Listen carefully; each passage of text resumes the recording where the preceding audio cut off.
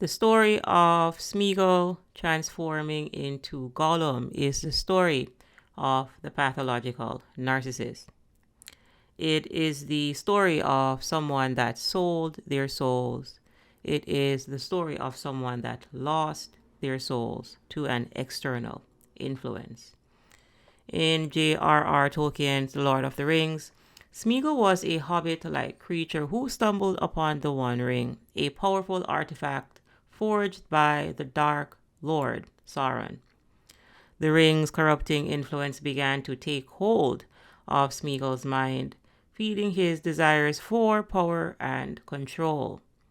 Over time, Smeagol's obsession with the ring consumed him, driving him to commit increasingly nefarious acts to possess it. And to possess the ring, one thing that Smeagol did was he committed a blood sacrifice. And this is when he killed another hobbit. As Smeagol's obsession grew, he became isolated from his community and abandoned his former life. The constant internal struggle between his original self and the influence of the ring led to a split personality. Smeagol's innocent and good-hearted nature was gradually overshadowed by the darker aspects of his psyche, personified as Gollum. Gollum embodied the twisted, corrupted version of Smeagol, driven by greed, paranoia, and a single-minded obsession with the ring. The more Gollum dominated Smeagol's personality, the further he devolved into a creature consumed by his lust for the ring. Gollum's voice became dominant, and Smeagol's original identity was all but lost. Ultimately, the tragic tale of Smeagol's transformation into Gollum serves as a cautionary example of the corrupting influence of power and desire. It highlights the destructive nature of obsession and the toll it can take on one's soul, leading to a loss of identity, morality, and ultimately humanity. When you are dealing with a pathological narcissist, you're dealing with someone that has a dark soul. They have a lost soul. Clinicians will say that they have a personality disorder because they are losing control of their minds. They are losing control of their emotions, and they're also losing control of their will. The original person, the original spirit, the original essence is being depleted and being taken over by a dark force. And this is because we are light at our core. Spirit is light, it is light. Source, it is source, it is source energy. And pathological narcissists abandoned this true self for a false self, that which we call the ego. And the ego has the insatiable desire of needing to be fed. The ego wants to dominate. The ego wants power. The ego wants control.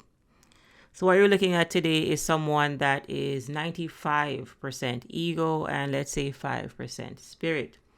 And the longer they walk around here on planet Earth, the further they devolve because their light is getting dim and dim and dimmer, and the ego, the false self, the mask, is taking over. You see, at our core, we are spiritual beings having a physical experience. We are spirit operating a physical body with access to tools, namely our mind power, our willpower, and our emotions. And if pathological narcissists are losing their souls, or if they are lost souls and they are losing control of their mind power, their willpower, and their emotions, because they dissociated from their true selves in childhood. So what you really are dealing with today is a devolved creature. They are depleted of humanity. Humanity is being wiped out. Their humanity is being wiped out. And this is because they have identified with the ego. They have identified with the false self. And if you identify with the false self, then you're identifying with the figment of your imagination. This means that pathological narcissists do not live in this reality. They live in an alternate dimension. Let's call this the sunken place. And you'll see where they are drifting deep and deep and deeper into the sunken place.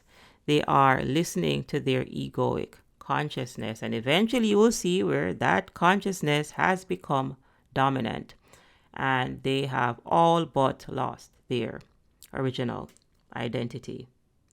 So when you truly understand that you need a true self, you need spirit to self-reflect, and pathological narcissists have lost this connection, then they have the inability to self-reflect. And if someone does not have the ability to self-reflect, then they cannot grow. Hence, they are devolving. They are regressing.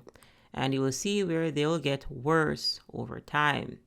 So oftentimes you'll hear me say that pathological narcissists age like milk. They do not age like wine. They do not get better with time.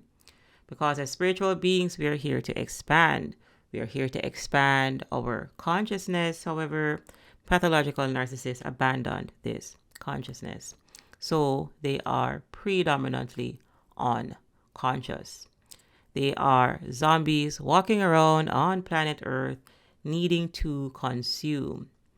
And understand that a zombie's belly can never be full.